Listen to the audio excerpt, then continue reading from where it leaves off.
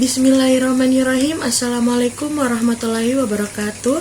Perkenalkan, nama saya Nur Amnali Mahmud dengan NIM 202101010406, mahasiswa program studi pendidikan guru madrasah ibtidaiyah Fakultas Tarbiyah dan Ilmu Keguruan Institut Agama Islam Negeri. Baiklah, materi yang saya akan bawakan yaitu membahas tentang perkembangan kurikulum di Indonesia.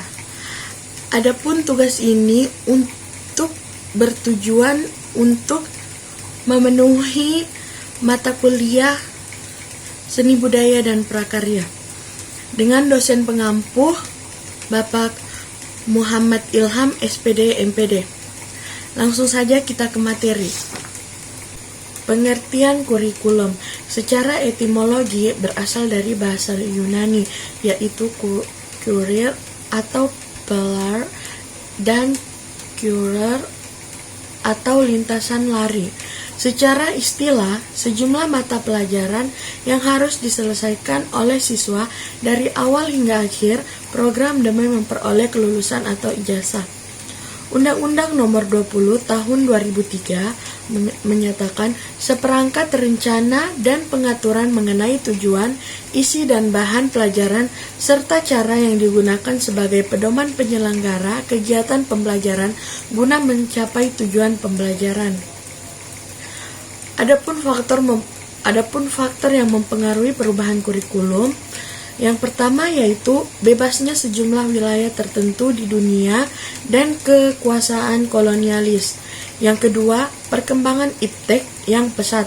Yang ketiga, pertumbuhan penduduk. Adapun timeline perkembangan kurikulum di Indonesia adalah sebagai berikut. Perkembangan kurikulum di Indonesia dimulai setelah kemerdekaan Indonesia Raya, yakni 1947 hingga 2013. Mengapa kurikulum kerap berubah? Kurikulum sebagai perangkat rencana pendidikan perlu dikembangkan secara dinamis sesuai dengan tuntutan dan perubahan yang terjadi di masyarakat. Semua kurikulum nasional dirancang berdasarkan landasan yang sama, yaitu Pancasila dan Undang-Undang 1945.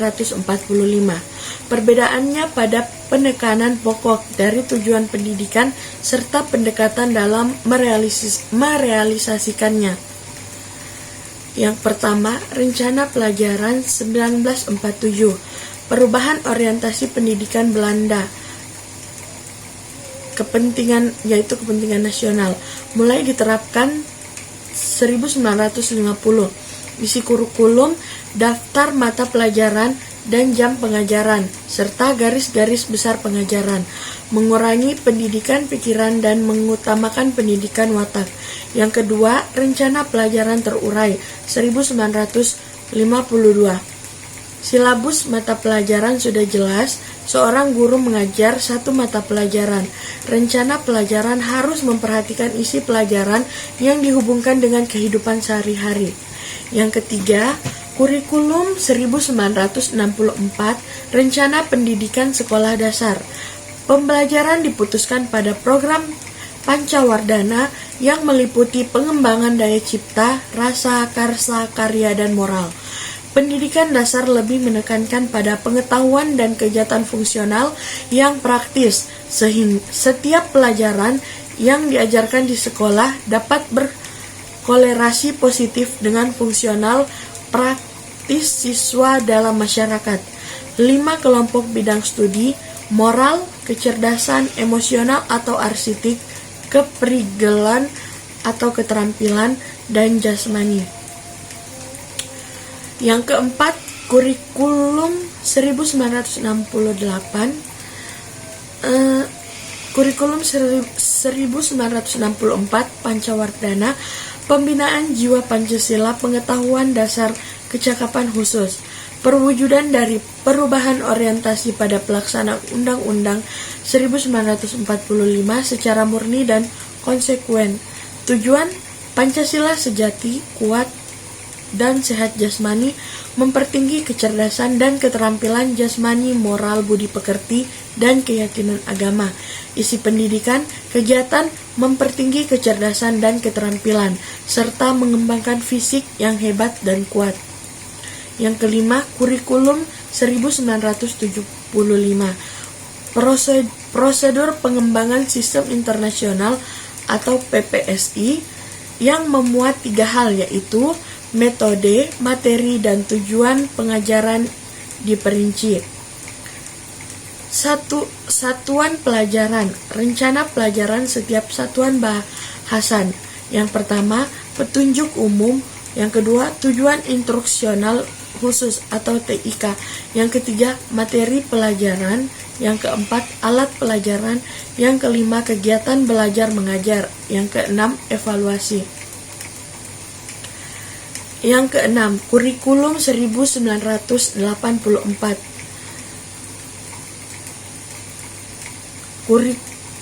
Ini adalah kurikulum 1975 yang disempurnakan, mengusung proses skill approach. Siswa ditempatkan sebagai subjek belajar, berorientasi kepada tujuan instruksional, cara belajar siswa aktif atau CBSA. Yang ketujuh, kurikulum 1994 dan suplemen 1999 menyempurnakan kurikulum 1984, dilaksanakan sesuai Undang-Undang Nomor 2 Tahun 1989 tentang Pendidikan Nasional. Perubahan pembagian waktu menggunakan sistem kutur bulan, jumlah jam pelajaran 48 jam per minggu. Tujuan pengajaran, yang pertama, pemahaman konsep. Yang kedua, keterampilan penyelesaian soal. Yang ketiga, keterampilan penyelesaian masalah. Yang kedelapan, kurikulum 2004. Kurikulum berbasis kompetensi. Pengembangan kemampuan untuk melakukan kompetensi, tugas-tugas tertentu sesuai dengan standar performance.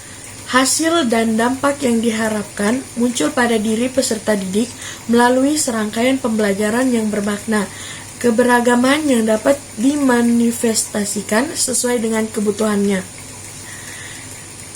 Yang kesembilan, kurikulum 2006 atau KTSP 2006.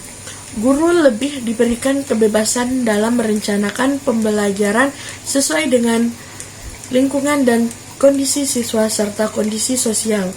Departemen Pendidikan Nasional, yang pertama, kerangka dasar, standar kompetensi lulusan, standar kompetensi dan kompetensi dasar, perangkat pembelajaran RPP, silabus penilaian dikembangkan oleh satuan pendidikan.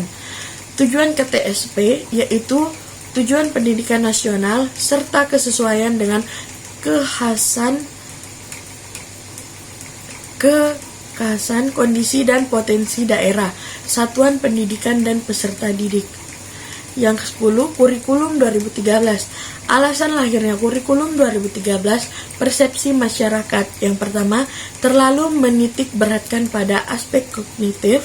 Yang kedua, beban siswa terlalu berat. Yang ketiga, kurang bermuatan karakter. Kurikulum 2013 ini bersifat lebih student center.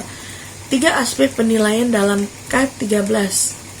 Yang pertama, pengetahuan, yang kedua keterampilan, dan yang ketiga sikap. Yang menjadi perbedaan mendasar, yang pertama, konsep kurikulum seimbang antara hard skill dan soft skill, dimulai dari standar kompetensi lulusan, standar isi, standar proses, dan standar penilaian. Yang kedua, proses pembelajaran. Yang ketiga, proses penilaian. Jadi itulah tadi materi yang saya paparkan.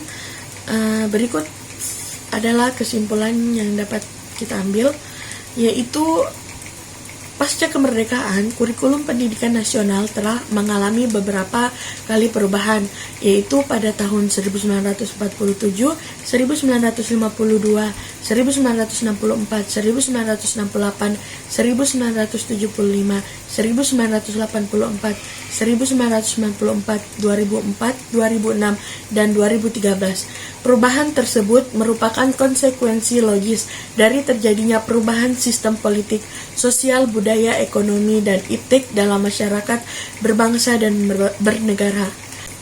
Itulah tadi materi yang saya bawakan. Kurang dan lebihnya mohon dimaafkan. Wabillahi taufiq wal hidayah. Wassalamualaikum warahmatullahi wabarakatuh.